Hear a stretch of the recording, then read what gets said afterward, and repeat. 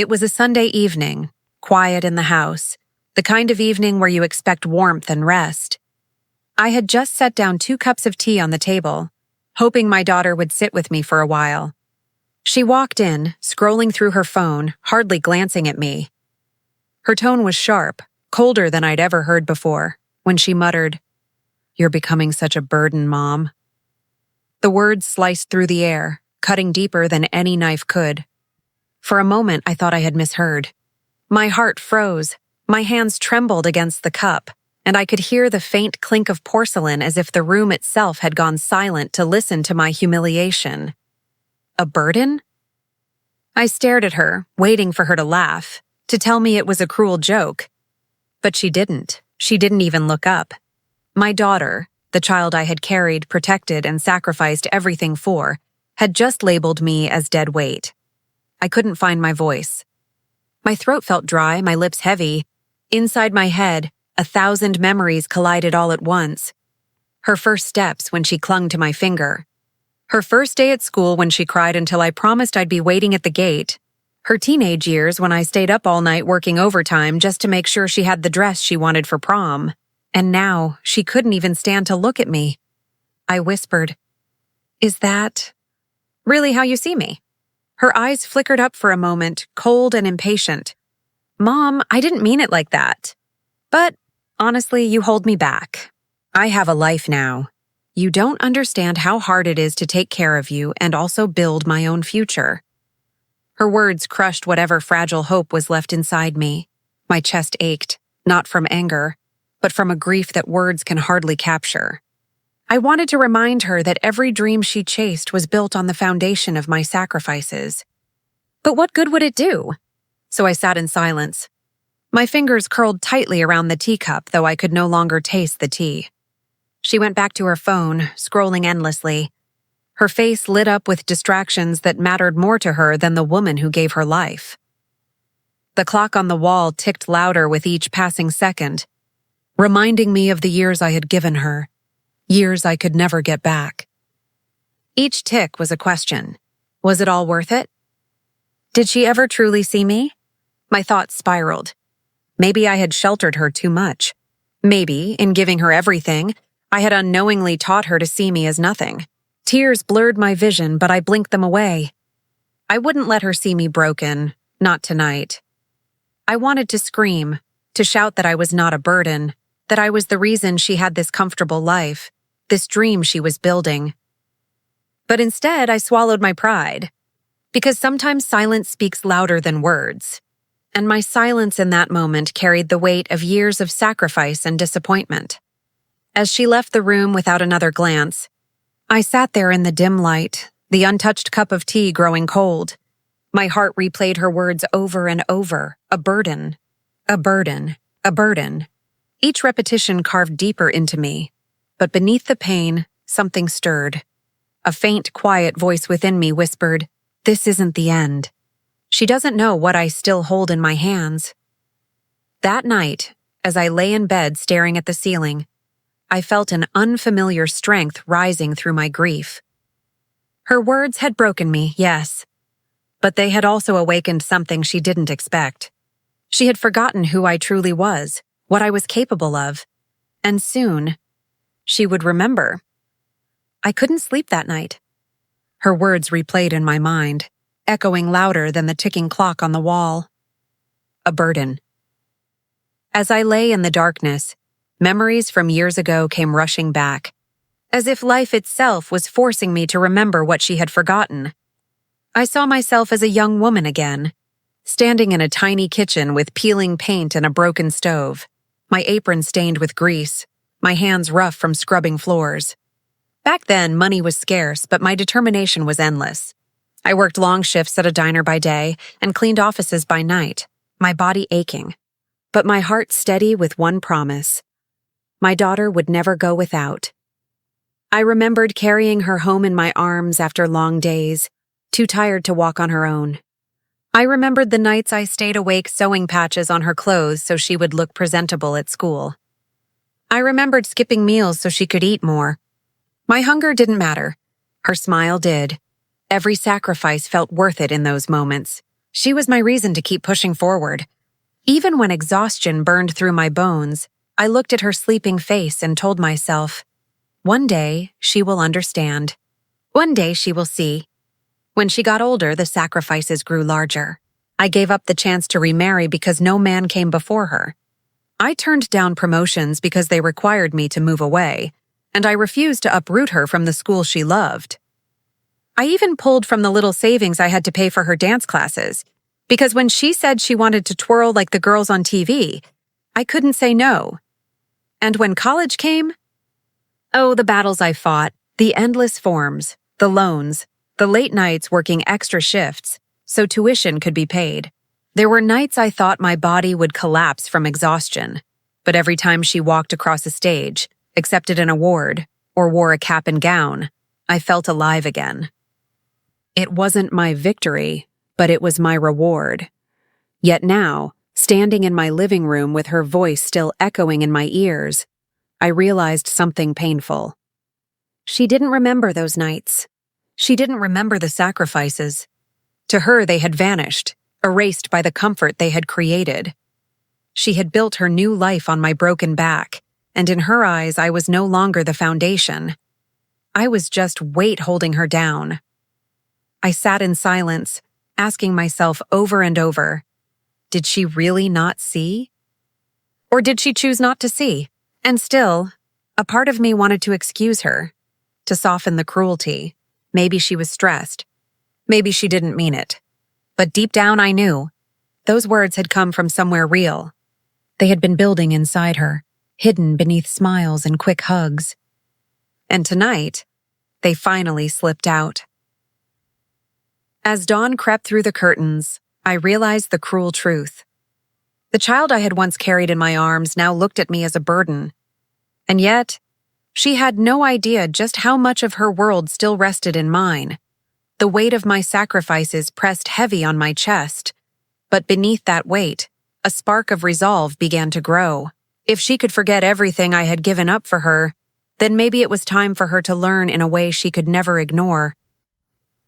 The morning after her cruel words, I sat quietly at the kitchen table, staring at the sunlight spilling across the floor. It felt almost cruel how beautiful the day looked when my heart was still so heavy. I thought about everything I had done for her, and then my eyes drifted to the photo pinned on the fridge. A glossy picture of the house she loved so much. Her dream house. She had called it her sanctuary. A place she could finally call her own, where she could host her friends, build her future, and flaunt her success to the world. She would speak about it with a glow in her eyes, walking me through every corner as if I couldn't already see it with my own tired feet. The modern kitchen with its marble counters, the spacious living room with the glass windows, the upstairs balcony where she said she would sip her coffee every morning, but what she never told anyone, what she herself seemed to have conveniently forgotten, was that her dream house had not been built by her.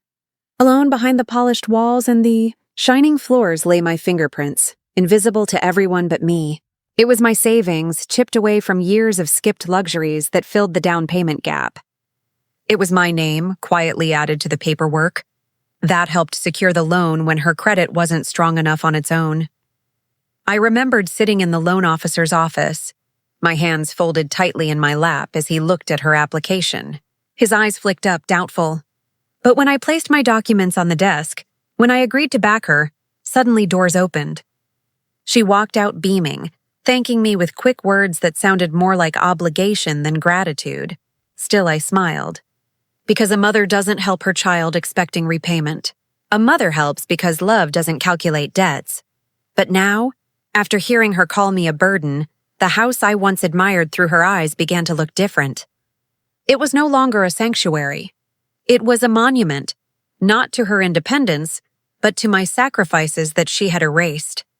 Every shiny tile, every polished surface carried a piece of me she refused to see. I remembered the day she got the keys. She twirled around the empty living room laughing, telling me, "This is all mine now." And I clapped as if I hadn't poured blood and sweat into making it possible. She saw herself as the queen of this castle. But in truth, I had laid the first stone. Now, Every time she bragged about that house to her friends, every time she posed in front of it for pictures, I couldn't help but wonder, would they ever know the truth? That behind the dream she flaunted stood the very woman she now treated as excess baggage? The house became a bitter symbol, a reminder of how much I had given and how little she remembered. Yet, as I sat in silence, one thought grew stronger. She believed that house defined her success. She believed it made her untouchable, and because of that, she had no idea how fragile her world really was. It started with little things. Subtle comments slipped between her smiles, as if she thought I wouldn't notice.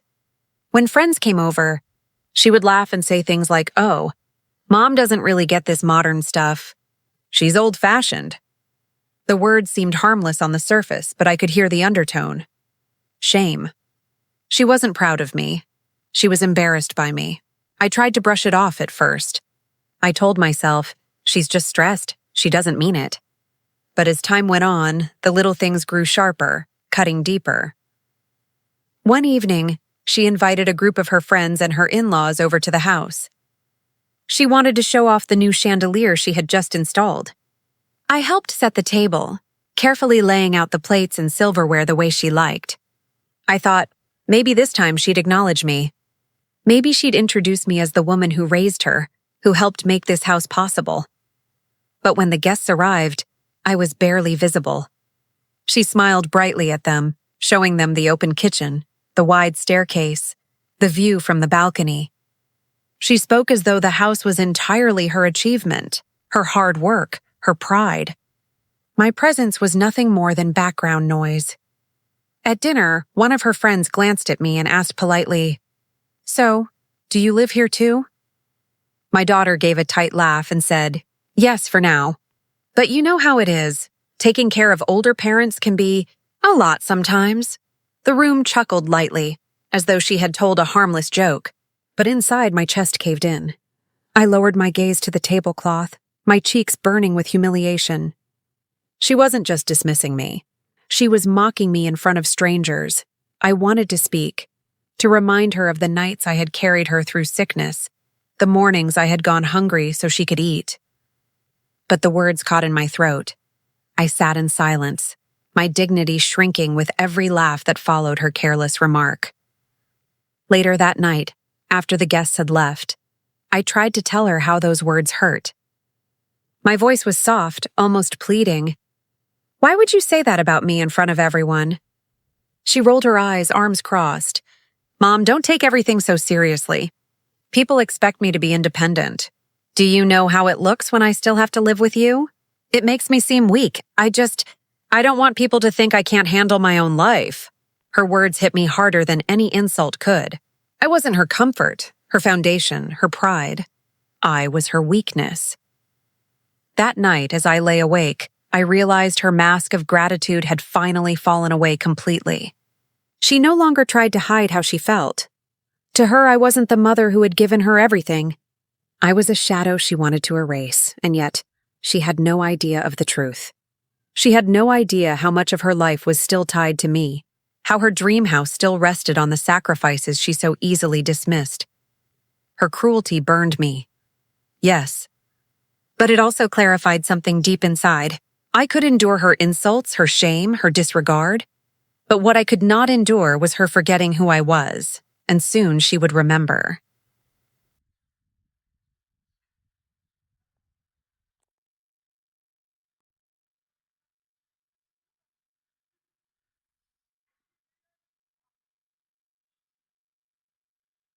It happened on a night I will never forget. She had planned a dinner party, bigger than the last one, with her closest friends, her husband, and some of his relatives. She wanted everything perfect, and as always, I offered to help. I cooked quietly in the kitchen, stirring pots, checking the oven, setting the table just the way she liked. I thought that maybe, just maybe, if I helped enough, she would finally look at me with gratitude instead of disdain. When the guests arrived, the house filled with chatter and laughter. She glowed with pride as they admired her home. She stood tall, her voice bright and confident, showing off every corner of her so-called accomplishment. And once again, my presence was nothing more than a shadow. But then, the moment came. One of the guests, an older woman, kind-faced, someone I had never met, smiled at me and said warmly, "You must be so proud of your daughter. She's built a beautiful life." I opened my mouth to respond, but before I could, my daughter spoke over me. She gave a laugh that felt sharp, rehearsed. "Oh, don't mind her," she said, gesturing at me casually as if I were a misplaced ornament. "She doesn't really get involved. Honestly, sometimes it feels like I'm taking care of a child instead of the other way around." The room erupted with laughter. Not cruel laughter, perhaps, but laughter all the same. To them, it was just a joke. To me, it was a knife twisting deeper than ever before. I froze, my fork halfway to my plate. My ears rang with her words. A child? A burden? She had said it before in private, but now she was branding me with that label in front of everyone. My dignity crumbled as I lowered my eyes to my lap, fighting the tears that threatened to spill. Her husband chuckled and shook his head, adding fuel to the fire. "She's exaggerating, but it's true. Her mom depends on her a lot. We keep telling her she needs to focus on herself more." More laughter, more smiles. Everyone nodding as though it were natural to dismiss the very woman who had made this life possible. I sat there, trapped in silence, every heartbeat pounding against my ribs. My food went cold on the plate, untouched. My throat was tight, my chest heavy, but I swallowed it down. Because what could I say? That this house they all admired was partly mine? That their beloved hostess was standing on the foundation of my sacrifices? No, to say that would make me look bitter, defensive. And so I said nothing, but inside, something snapped. I had endured the sharp words in private. I had endured the subtle shame she placed on me in front of her friends. But this open humiliation, this public branding of me as her burden, was the moment I knew things could not go on this way. As the evening carried on, I excused myself, slipping quietly out of the dining room. I stood in the hallway, staring at the framed pictures of her smiling in front of that house. Pictures of her life, her victories, her pride. None of them had me in them. It was as though I had been erased, as though I never existed. I pressed my hand against my chest, trying to steady my breathing. And then the thought came, sharp and clear. She doesn't realize that without me, none of this would exist. She thinks she holds all the power, but she doesn't. I do. The laughter from the dining room drifted toward me, muffled but cutting. And in that moment I made a silent vow. I would no longer allow myself to be humiliated, dismissed, or erased. She thought she could reduce me to nothing. But soon she would learn that the so-called burden she mocked carried the key to everything she held dear. The seed of revenge was planted that night, deep within the cracks of my broken heart. And like all seeds, it would grow, quietly, steadily, until the day it was ready to bloom. After that night, I stopped crying. Something inside me shifted. The tears dried, replaced by a strange stillness, as though the storm inside had finally found its direction. My daughter thought she had won, that she had silenced me with humiliation. But in truth, she had only awakened a part of me I had kept hidden for far too long. I didn't yell. I didn't confront her. I didn't beg for her respect, no. Instead, I smiled faintly the next morning as if nothing had changed. And in a way, nothing had, except me. As she bustled around her perfect house, talking about paint colors and dinner plans, I quietly went about my own tasks. But in my silence, I was moving pieces she didn't even know existed. I pulled out an old folder from the back of my dresser drawer, the kind of folder most people would ignore, yellowed with age, filled with contracts and receipts, paperwork she never bothered to look at. On one page in bold print was the truth she had long forgotten, my name. The house she bragged about, the house she claimed as her own kingdom, still carried the foundation of my signature. Without it, her castle would have never been built. I ran my fingers over the ink, a quiet power humming in my chest. She didn't know, and that ignorance was my weapon. That week, while she was busy hosting luncheons and posting pictures of her dream life online, I made a few phone calls. Calm, polite calls. To the bank. To the lawyer who had once helped me arrange the loan.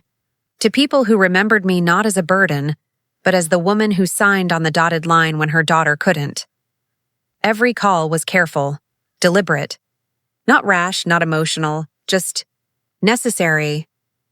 I also began withdrawing little things she never noticed. My quiet contributions to bills, to groceries, to small household expenses. She had grown so comfortable assuming I gave endlessly, without question, that she didn't even realize the roots she depended on were starting to dry up. And all the while, I remained silent. I cooked, I cleaned, I listened to her complaints. Outwardly, nothing seemed different. But inside, I was building something strong, something unshakable. At night, as I lay in bed, I thought of her laughter, that cruel laugh when she told her friends I was like a child. I thought of the guest's eyes flickering toward me, pitying me. And instead of letting it break me again, I let it fuel me. Revenge doesn't always come in fire and rage. Sometimes it comes in silence, in patience, in knowing the exact string to pull when the moment is right. And I knew, without a doubt, that my moment was coming. Soon, she would wake up to realize her dream house was built not just on her pride, but on my sacrifice. And when that truth rose to the surface, her entire illusion would come crashing down. It happened faster than anyone could have imagined. One morning, the air in the house felt different, heavier somehow, charged with something I couldn't quite name. My daughter came downstairs humming, clutching her coffee, ready to post another picture of her dream life online. She didn't notice the envelope slipped under the door, didn't notice the urgent knock at 8 a.m. from a man in a dark suit. But I did. I always noticed. "Mrs. Parker?" The man asked politely when she finally opened the door, her smile sharp and distracted. "We need to discuss the matter of the mortgage and the current ownership standing of this property." Her smile faltered. The color drained from her face. "Mortgage? What are you talking about? This is my house!" But as he stepped inside, setting down thick files filled with stamped papers, her world began to unravel piece by piece. I stayed quiet in the corner, folding laundry as though none of it concerned me. But inside I was steady, calm, almost peaceful. The man explained how her payments had fallen behind, how the original loan hadn't been fully cleared, how technically the deed was still tangled, my name etched deep in the foundation of ownership. She sputtered, she argued, she demanded explanations, but every word only tightened the noose she had woven with her arrogance. And then came the final blow, foreclosure proceedings. Her voice cracked in disbelief. No, this is a mistake. This is my house, my dream house. You can't just take it away?" But they could, and they would. I watched her pace, her hands trembling as she dialed number after number, pleading with banks, snapping at lawyers, begging friends for quick cash. None of it mattered. The walls she had paraded as her trophies, the gleaming marble counters she flaunted to her guests, were no longer hers. That evening, as movers carried boxes out the front door, her cries echoed through the emptying halls. She clung to the staircase as if holding on tight enough could stop reality from slipping away. And me? I didn't gloat. I didn't laugh. I didn't throw her words back at her, the ones where she had called me a burden, humiliated me like I was nothing. No, I simply sat at the kitchen table sipping tea as the echo of her broken dreams filled the house. It wasn't about revenge anymore. It was about balance. She had forgotten where she came from, forgotten the sacrifices that built the ground beneath her feet. But life has a way of reminding those who forget. When the last box was carried out and the locks were changed, she turned to me with eyes wide and hollow. For the first time in years, there was no arrogance in her voice. "Only fear. Mom, what do we do now?" she whispered. And that was the moment I knew. The house was gone, but my strength remained. The house was gone. The dream she had flaunted, the one she believed made her untouchable, had slipped away overnight. For the first time, the walls around her didn't echo with laughter or pride, but with silence, a silence so heavy it pressed against her chest. She sat across from me at the kitchen table of my modest home, her eyes red from crying, her posture no longer proud but fragile. For years she had called me weak, outdated, even a burden. Now she looked like a child again, lost and frightened. I stirred my tea slowly, letting the quiet stretch between us. I didn't rush to comfort her, nor did I rise to scold. Some lessons in life are not taught with words but with silence, with the weight of consequences pressing down like a stone. Finally, she whispered, "Mom, I didn't know. I didn't think it could all vanish like this." I set my spoon down and looked her in the eye.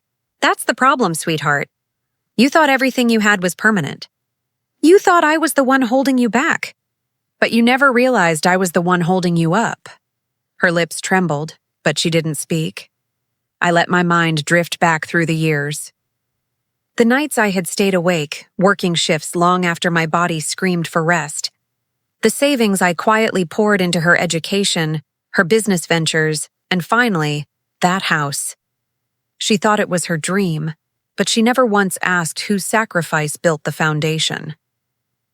I took a deep breath, not out of anger, but of release. I didn't take the house from you to hurt you. I did it to save myself, and maybe to save you too. You needed to see that pride without gratitude is nothing but an empty shell. Her eyes welled again. For the first time, there was no defiance in her. Just shame. You called me a burden, I continued softly. But the truth is, I was your bridge, and you burned it with your own hands. That house was supposed to be your future, but you chose arrogance over humility, appearances over love. And now you see, none of it lasts. She buried her face in her hands, shoulders shaking. A part of me longed to reach across the table, to pull her into my arms and tell her everything would be okay. But I didn't, because this was not the time for soft reassurances. This was the time for truth. As the days passed, she stayed under my roof, smaller now, quieter. She helped with chores she once mocked me for. She sat with me in the evenings, her phone forgotten, her eyes lowered. Slowly, I saw the arrogance peeling away, layer by layer. And while forgiveness didn't come overnight, something unexpected began to take root. Respect. A fragile, tentative respect that had been missing for far too long. I didn't rejoice in her downfall. Justice, after all, isn't about revenge. It's about balance. It's about showing those who forget that the ground beneath them was laid by someone else's hands. And as I watched her folding laundry one evening, the same way I had folded hers years ago, I realized something profound. I was never the burden. I was the foundation.